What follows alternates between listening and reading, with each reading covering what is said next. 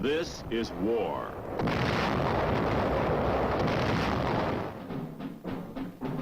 War and its masses. War and its men.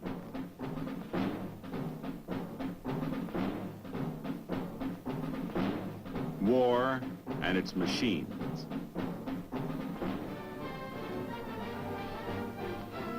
Together they form the big picture.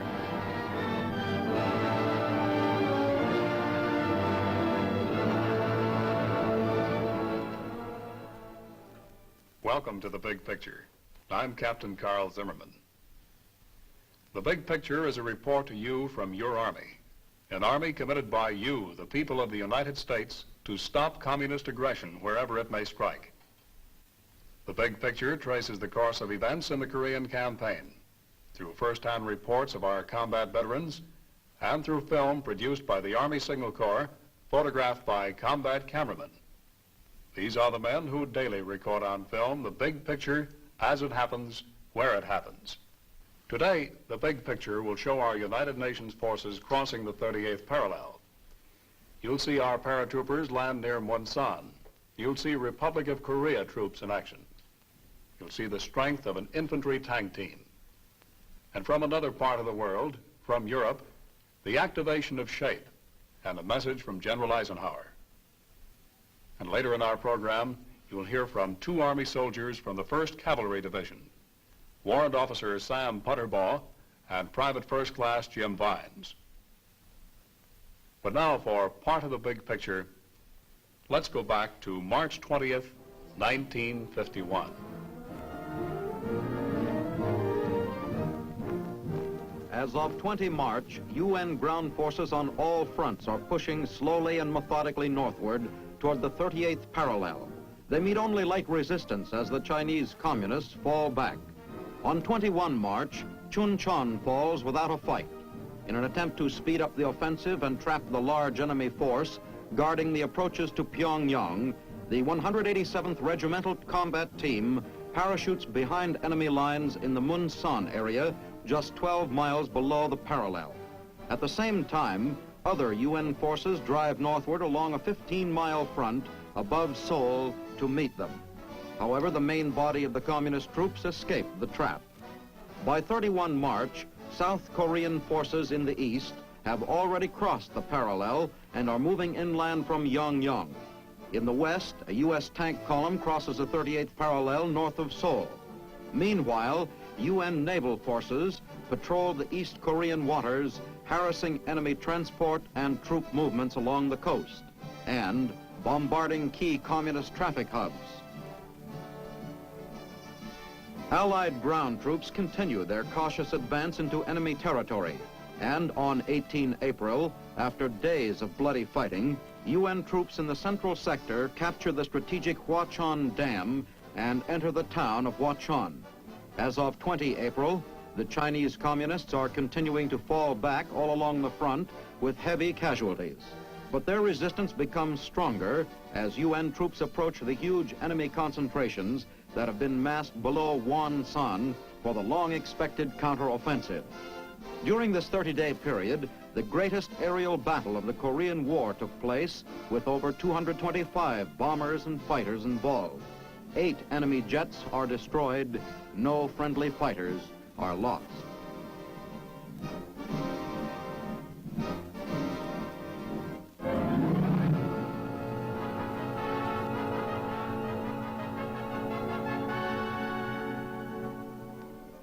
On this map of Korea, a crudely improvised tomahawk marks the jump area for a parachute operation beyond our front lines.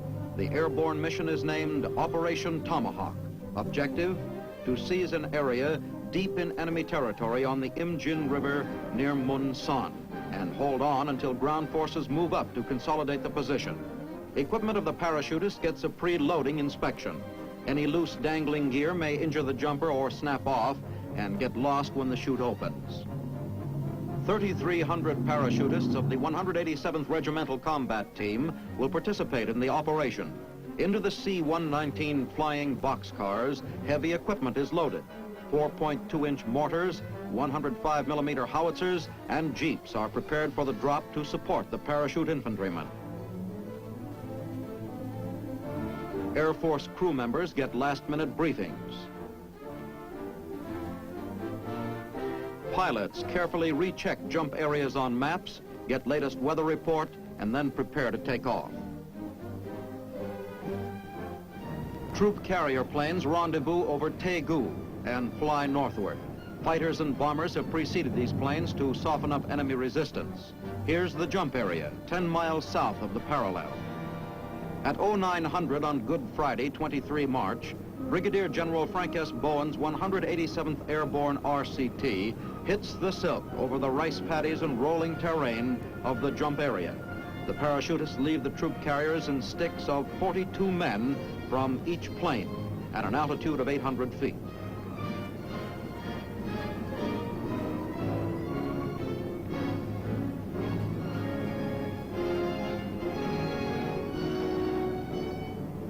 As soon as all parachute personnel have jumped, the flying boxcars start delivering the heavy equipment.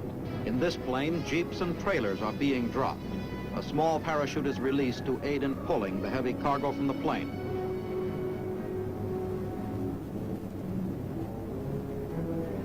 More equipment and supplies are dropped as the parachutists quickly assemble and organize on the ground. The North Korean First Corps, believed to be in this area, had vanished. No serious opposition was encountered. Operation Tomahawk gains 20 miles in one day.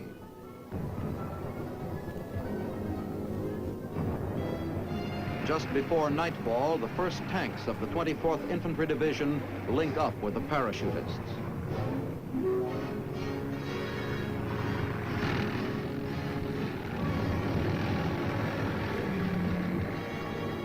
Tank drivers poke their heads up through their ports to have a look around. The task force reorganizes and moves out. This was Korea in March 1951. The 24th Division was pushing the Chinese back across the 38th parallel. Let's have a report from another part of our ground team now. Here is Private First Class Jim Vines of Beckley, West Virginia. Jim saw action with the 7th Regiment of the 1st Cavalry Division. Well, where was the 7th at this time, Jim? We was also moving northward toward the 38th parallel. We crossed the Han River. We were stopped there on account of we couldn't get supplies in. It flooded and washed all the bridges out. We had to have our supplies dropped in by air. As soon as we got supplied up, we moved on northward, crossed the 38th into the Watchon Reservoir. Well, what happened up there, Jim? Well, we run into pretty stiff resistance up there. They opened up the floodgates, flooded us out, and washed all of our supplies away again. It took us 11 days to secure it. They had plenty rough, didn't they? Sure did. Well, Jim, I see you're wearing the Bronze Star. How did you get that? Well, it was on the Nactong River before we started our first push north. The battalion was under about a 4-hour attack one morning. It was short on ammunition, my company was. The Jeep driver had got hit that morning, so I volunteered to take the Jeep and go back to the supply point, which I had to go through about 2 miles of road that was under heavy enemy fire to get to the supply point, and I made 2 trips hauling ammunition up to the company. It was awarded to me there. Mm-hmm. They keep you on as Jeep driver then, Jim? Yes, sir. I drove a Jeep the rest of the time in Korea. I guess they figured this guy Vines can really carry the mail. And carry the mail is one of the things you did do, wasn't it? Yes, sir. Carried mail, rations, You were a very clean clothing. very popular man, Jim. Well, let's get back and talk about these hills in Korea once again. It's pretty hard to get these Chinese out of their holes, wasn't it? Yes, sir. They dig in so deep that most of them didn't even get out. Just killed them right into their hole. Well, what's one of the best weapons to get them out, Jim? About the only thing can get down into them is napalm. Burn them out. Well, how close to our lines do they drop that stuff? Well, I've seen it dropped in closest to 100 yards, sometimes probably closer. But it's good for the morale to see it come down, huh? Sure is. Well, Jim, you saw plenty of napalm drops in Korea. Let's watch now as napalm helps the 24th Division in their advance. While foot troops move up, tactical air makes a coordinated strike against the enemy's hastily constructed fortified positions in the hills.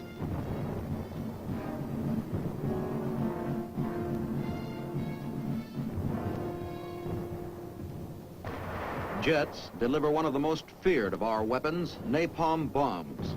These jellied gasoline bombs have proved highly successful in flushing the enemy from prepared positions.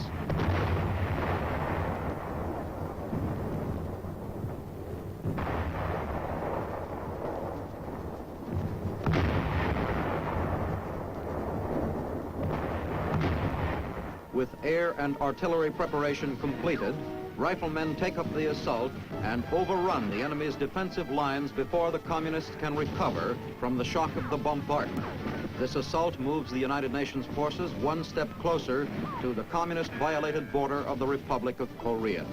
The enemy increases his defensive fires, resisting stubbornly, sometimes fanatically, as the area of the 38th Parallel becomes a battleground for the fourth time since the war started last June.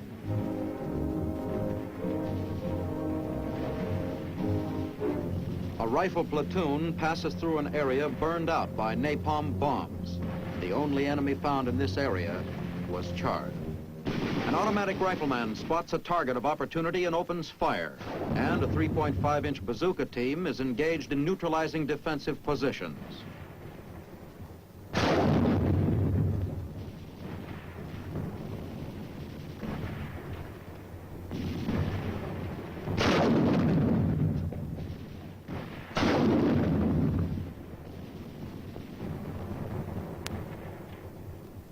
And, as always, there is just one more hill to take before the assault is completed.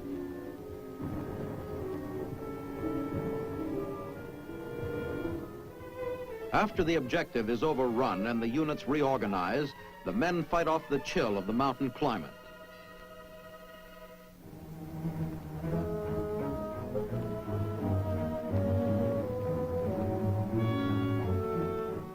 The serpentine route of the Imjin River creates a land pocket with a natural water barrier on three sides near the 38th Parallel.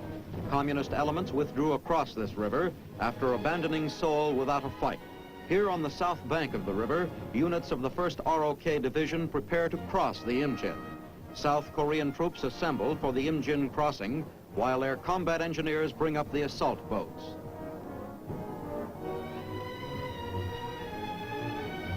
Brigadier General Paik Sun-yup, commanding general of the 1st ROK Division, supervises the operation which was planned by his staff officers. Areas suspected of containing hostile forces are plotted by artillerymen.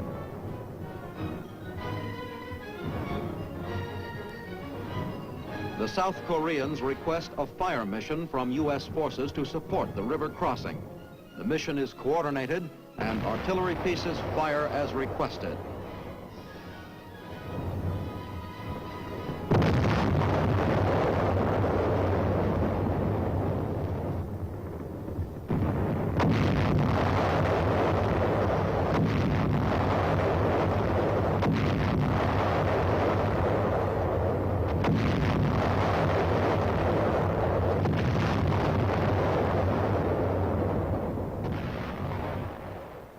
Immediately following the softening up artillery fire in the area north of the Imjin, the ROK troops load into assault boats and paddle across the river as enemy small arms fire harasses the operation. Enemy forces on the north bank, scouted earlier by a patrol, are estimated to be in company strength.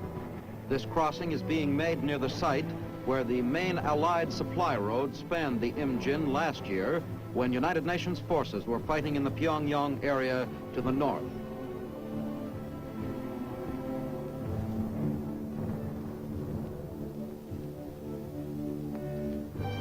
United Nations liaison officers observe the activities as the river crossing is executed. The Imjin is crossed successfully against ineffective resistance from North Koreans and elements of the Chinese 3rd Field Army.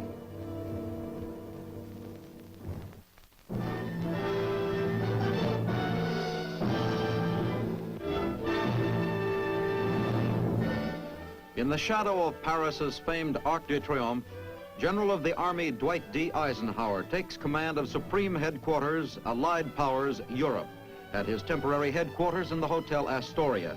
SHAPE is a functional unit of NATO, the North Atlantic Treaty Organization. For many months, The nations of NATO have been engaged in erecting for themselves a wall of security against any possible aggression. They have no aggressive intent or purpose of their own. They intend only to see to it that they may live peaceably and secure behind the arrangements that they collectively make. Today, another significant step was taken in this process of ensuring our collective security. This headquarters, formally and officially, assumed operational control and command of all forces allocated by our several countries to the defense of Europe. General Eisenhower executes the first order issued by SHAPE. By signing this historic document, the General assumes formal command of all Allied land, sea, and air organizations assigned to him by NATO. On a 60-acre plot of Marley Forest, which has been cleared in this area, construction of a permanent headquarters for SHAPE is begun.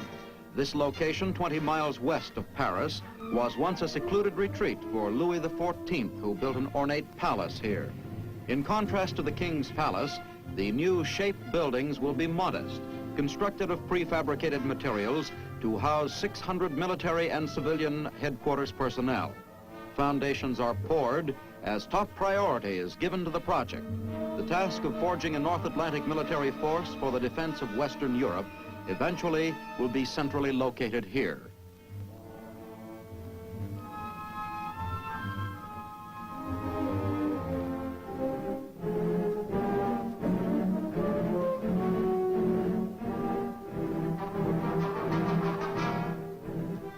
This is the beginning of a tank infantry team assault deep into enemy-held territory. Here in an undisclosed area north of Seoul, an attack order is issued for a tank infantry patrol.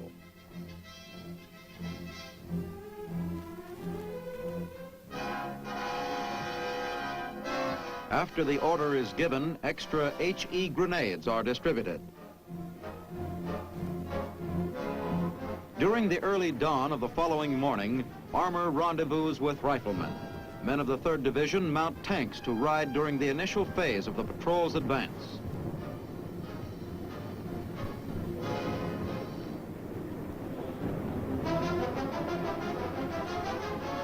Mission of the tank infantry team: cross Imjin River, probe communist defenses beyond the 38th parallel, and report back on his dispositions and equipment.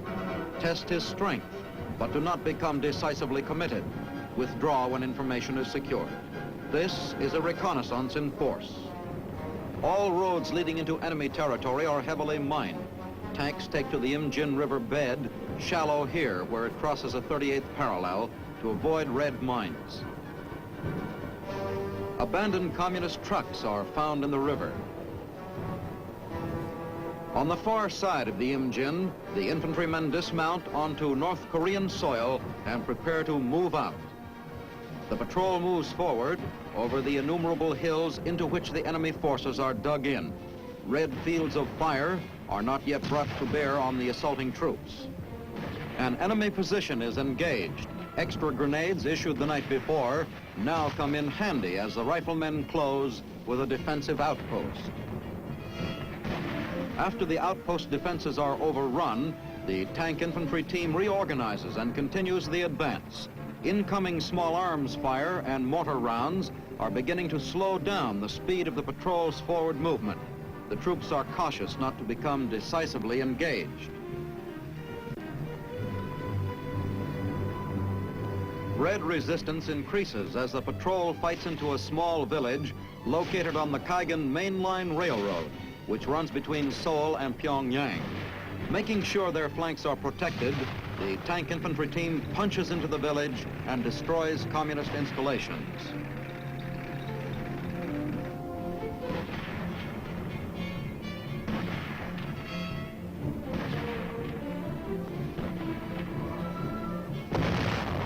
By late afternoon, this reconnaissance in force completes its mission and returns safely to its base. That was the 8th Army's 1-2 punch, the infantry tank team. The Chinese and North Koreans got to know it very well as time went on. Now we'd like you to meet another man from the 1st Cavalry Division, Warrant Officer Sam Putterbaugh. But Sam, What was your job with the regiment? You're a warrant officer, and you're wearing the combat infantry badge. That's a little unusual, isn't it? Yes, it is, Carl, but not all warrant officers are pencil pushers. When we got to Korea, our high rate of casualties amongst the officers, my battalion commander had to utilize what he had, so I was used as a combat platoon leader, and that made me eligible for the combat infantry badge. Well, evidently, Sam, you've done pretty well in that job, too. You're wearing the Bronze Star with cluster. Well, you saw action in World War II, didn't you? Yes, I did, Carl. Well, have we seen a lot of improvement since that time? Yes, we have, especially in the logistical problems. When we first got to Korea, we were short food, water, clothing, ammunition. But when I left Korea in July, the frontline troops were getting one hot meal a day. Also, the quartermaster had came out with a new assault ration, which every mission that we went out on as a reconnaissance force or any mission like that, we were given this ration, and it's adequate for one meal for that type of a mission. Well, Sam, how about improvements in the medical field?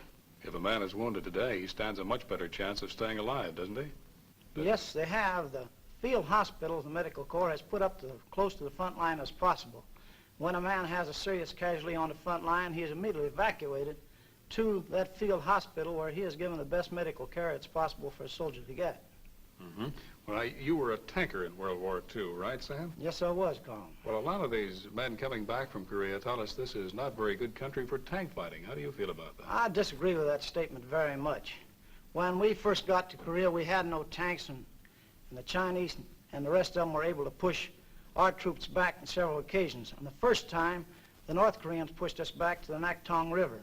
In August, when the 70th tank came over, we were able to hold those positions and also to have a tank task force break through and go 123 miles in one day. Now, on the map of Korea, if you look at the west coast, the plains from Seoul to Pyongyang into Shinanpo is all flat plateau country, and tanks can be utilized there very much. Well, that's on the west coast, but how about the east? The terrain there is a little rougher, isn't it? Yes, sir, Carl, but they're being used in the east too, but not in big forays, but breakthrough points where the infantry goes through would take a mile or two. But no infantryman man likes to go out without a tank going along with him or a platoon of tanks, because they're a very good morale factor to have around with that much firepower. Well, Sam, how about the British? They had some tanks over there too, didn't they? Yes, sir, Carl. The British have a 50-ton tank being used in Korea, and when we were forced back the first time from North Korea, it was used as a rear guard, and it's being used very efficiently against the North Korean and Chinese troops today. So I can't see how anybody could say that tanks cannot be used in Korea in a manner that they were used in World War II. Well, how about a recon mission? Do you use tanks on those a great deal?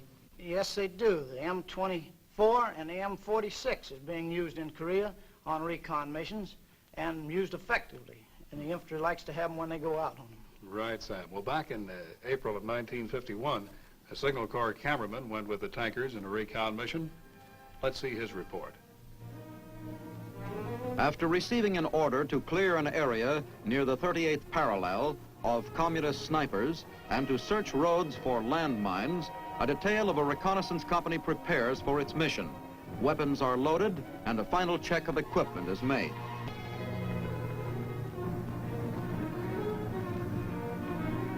The tank convoy gets underway.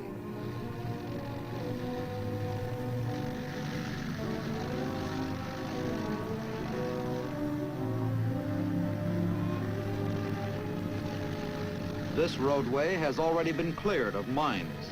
The men keep alert for enemy snipers.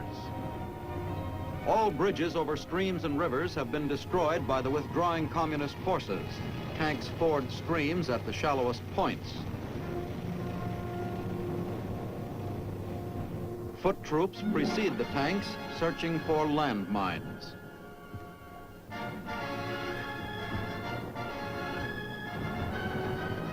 A culvert bridge blasted by retreating Reds halts the advance momentarily, but not for long.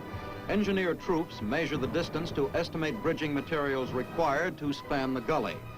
In no mood to wait, a tank bypasses the wrecked bridge and presses out a detour.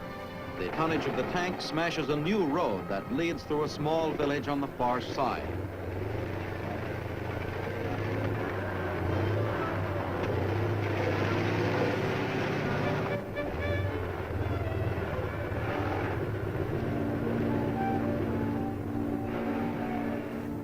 This Jeep, in four-wheel drive and shifted in low, bogs down despite a persistent attempt to move through the giant rocks.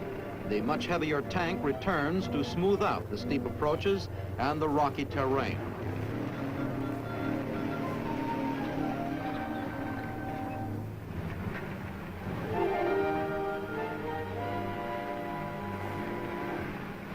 Now the Jeep moves over the detour and out the other side over the tank-made path. Teamwork pays off. Remember the sign on the American roads that said, "Beware soft shoulder"? Well, here's what it can mean in Korea. Another tank moves up to the disabled one, but can be of no assistance.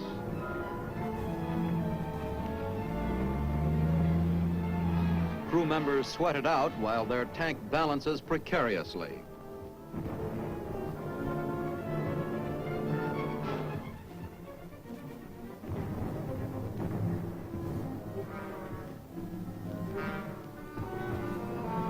Chinese surrender leaflets are found in the vicinity of the disabled tank, and tankers read the propaganda through curious but distrusting eyes. The usual reaction to these propaganda leaflets is the traditional but appropriate nuts. After radioing for a tank retriever, the recon detail moves on to accomplish its mission. Those were the events that comprised the big picture from March 20th to April 20th, 1951. Our thanks to Warrant Officer Sam Putterbaugh and PFC Jim Vines of the 1st Cavalry Division for being with us. Next week, the big picture will show the United Nations forces withdrawing in the face of a Red offensive. You'll see the Lincoln Line established north of Seoul. You'll see our troops hold on to that line and later break out in an air-ground assault. And you'll hear from another combat veteran, an Army soldier who saw, as it happened, a part of the big picture. This is Captain Carl Zimmerman inviting you to be with us then.